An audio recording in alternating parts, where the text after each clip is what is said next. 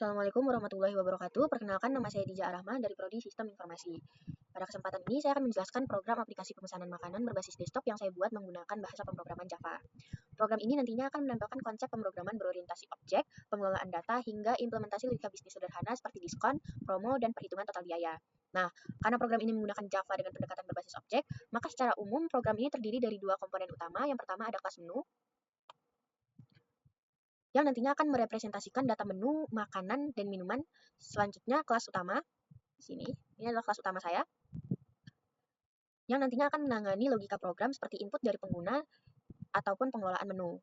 Nah, kode ini secara keseluruhan memanfaatkan struktur data release untuk menyimpan daftar menu serta scanner untuk menerima input interaktif dari pengguna. Jadi scanner ini memungkinkan aplikasi kita ini menerima input, karena nantinya pengguna akan melakukan pemesanan atau pengelolaan menu. Jadi dibutuhkan scanner ini. Nah, pada bagian pertama yang akan saya jelaskan adalah kelas menu. Bagian sini. Kelas ini berisi 3 atribut utama, yaitu string untuk mendeklarasikan dan menyimpan nama produk kita nanti, harga, menyimpan nilai harga dalam bentuk integer, serta string kembali untuk mendeklarasikan kategori dan membedakan jenis menu, apakah menu tersebut masuk ke dalam kategori makanan atau minuman. Nah, dalam kelas menu ini juga terdapat konstruktor menu di sini untuk menginisialisasi objek baru dengan nilai atribut sesuai input saat pembuatan objek. Nah, ini merupakan representasi dasar dari konsep enkapsulasi dalam pemrograman berorientasi objek, karena data menu dikemas dalam satu struktur yang mudah diakses dan dimodifikasi di kemudian hari. Selanjutnya di bawah konstruktor kita masuk ke dalam metode main. Ini metode main.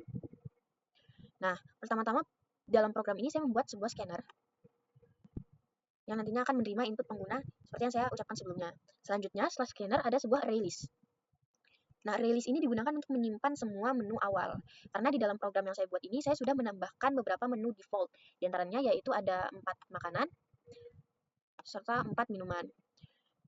Nah, daftar menu ini saya menggunakan menu add, new menu, seperti ini. Nah, penggunaan release pada daftar menu ini secara keseluruhan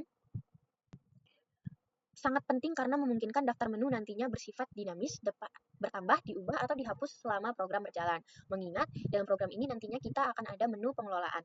Jadi dibutuhkan release agar nanti ketika kita masuk ke dalam menu pengelolaan, menu kita akan secara otomatis dapat bertambah ketika kita tambahkan menu, ataupun dapat diubah ketika kita mengubah, ataupun dapat dihapus ketika kita coba hapus. Nah, setelah itu program akan masuk ke dalam loop utama dengan variabel boolean running. Loop ini nantinya akan menampilkan menu utama dan menerima pilihan dari pengguna, seperti memesan makanan, mengelola menu, atau keluar. Nanti pengguna akan menentukan daftar pilihannya di sini. Nah, menu utama ini diimplementasikan menggunakan switch. Nah, jadi ketika pengguna memilih satu pesan, case 1 ini berguna untuk memanggil metode pesan atau menampilkan halaman pemesanan.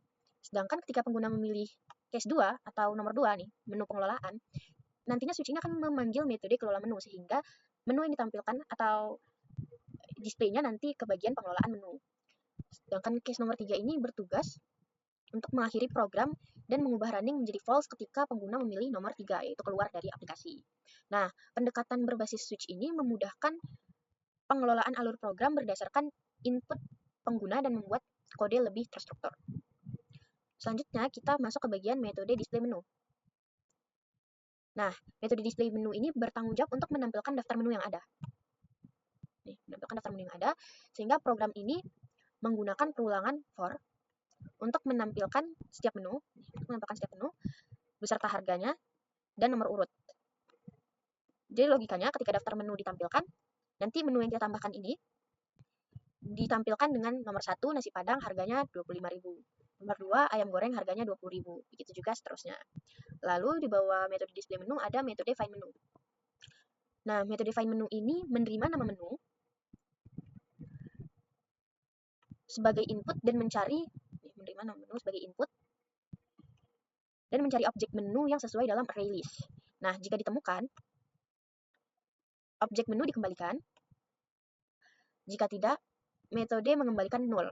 Nah, fungsi ini memastikan atau memvalidasi input dari pengguna saat memesan atau memodifikasi menu. Dia seperti memastikan apakah menu yang dipilih oleh pengguna benar-benar ada pada daftar menu yang sudah kita buat atau tidak. Nah, selanjutnya di bawah itu ada metode pesan. Nah, metode pesan ini merupakan bagian inti dari program yang saya buat. Nantinya, di bagian pemesanan, program akan menampilkan daftar menu dengan display menu. Setelah menu ditampilkan, program akan meminta pengguna untuk memasukkan pesanan dengan format seperti ini.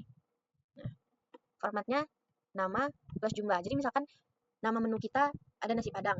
Kita memesan 3, berarti nasi padang sama dengan 3. Nah, ketika kita sudah selesai memesan atau tidak ada lagi menu yang mau ditambahkan, kita ketik selesai. Nah, input ini nantinya akan disimpan dalam 2 release, nama pesan dan jumlah pesan. Nah, program ini akan memvalidasi input, memastikan format yang diinput tidak salah, jumlah yang dimasukkan berupa angka, dan menu benar-benar ada. Nah, setelah data terkumpul, program akan menghitung subtotal dan memisahkan total minuman untuk keperluan promo dengan rilis. Program juga menyimpan harga masing-masing item. Ini harga masing-masing item di sini. Dan total harga item ke dalam rilis terpisah. Nanti dimasukkan ke dalam rilis ini. Nah, selanjutnya ketika total harga sudah selesai dihitung, program akan lanjut untuk memastikan apakah pengguna berhak mendapatkan diskon yang tersedia atau tidak, yaitu dengan syarat jika subtotal lebih dari 100, diberikan Rp100.000 diberikan diskon 10%, sedangkan jika subtotal lebih dari Rp50.000 dan ada minuman, pengguna mendapatkan promo beli 1 gratis 1 sesuai dengan minuman yang dipesan. Jadi logikanya adalah ketika kita membeli atau memesan lebih dari 50.000 dan dalamnya ada minuman, nah misalkan kita pesan lebih dari 50.000, minuman kita yang kita pesan ada 4. Nah, promo beli 1 gratis 1-nya adalah kita membayar 2 minuman. 2 minumannya lagi dianggap sebagai promo yang ditawarkan. Nah, di sini logikanya dimasukkan. Nah, setelah diskon dan promo diterapkan, program menghitung pajak di sini. Nah, program menghitung secara keseluruhan di sini, menghitung total subtotalnya, diskonnya, penawarannya. Setelah dihitung, bakal ditambahkan pajak 10%. Kemudian ditambahkan biaya pelayanan tetap sebesar Rp20.000. Lalu total akhirnya akan dihitung sebagai total sebelum pajak, pajaknya, dan biaya pelayanan tetapnya. Nah, struktur perhitungan ini mencerminkan alur perhitungan transaksi di dunia nyata, sehingga menjadikan program ini lebih realistis dengan aplikasi sehari-hari yang kita gunakan. Kemudian, setelah selesai dihitung, program akan mencetak stok pesanan. Program akan menampilkan nama dan jumlah menu. Sini, nama jumlah menu, subtotal, diskon jika ada, promo minuman jika berlaku, pajak, biaya pelayanan, dan total akhir. Fungsi ini bertujuan memberikan informasi lengkap kepada pengguna mengenai biaya transaksi dan transparansi dalam penghitungan. Selanjutnya ke bagian metode kelola menu atau pengelolaan menu. Bagian sini. Nah, ketika pengguna masuk ke dalam menu pengelolaan, pada bagian awal nantinya tampilannya akan seperti ini. Ada pilihan tambah menu, ubah menu, hapus menu, atau kembali ke tampilan awal. Di sini saya menggunakan switch, di mana jika pengguna memilih case 1 atau tambah menu, pengguna dapat memasukkan nama menu yang baru, harga, kategori dari menu tersebut. Selanjutnya ketika pengguna memilih case nomor 2 yaitu ubah menu, pengguna nantinya akan bisa memilih menu nomor berapa yang akan diubah, memvalidasi apakah menu ini betulan mau diubah atau tidak. Jika ingin diubah atau jika kita menginput ya, maka tampilannya akan menampilkan nama baru dari menu tersebut, harga barunya, kategori barunya, lalu tampilan menu berhasil diubah. Nah, jika pengguna memilih case nomor 3, yaitu menghapus menu, pengguna nantinya akan diminta memilih nomor menu yang ingin dihapus, lalu konfirmasi apakah menu ini betulan mau dihapus atau tidak. Jika pilihan pengguna adalah ya, maka menu akan dihapus. Nah, case 4 ini, jika yang dipilih adalah nomor 4 kembali, maka kita balik lagi ke tampilan awal. Nantinya, semua perubahan yang kita lakukan pada bagian sini akan langsung mempengaruhi release. Karena seperti di awal yang saya katakan, release bersifat dinamis, jadi memungkinkan interaksi pengguna dengan struktur data secara real time. Oke, karena saya sudah menjelaskan semua kode yang saya tuliskan secara keseluruhan, berarti langsung saja kita coba running.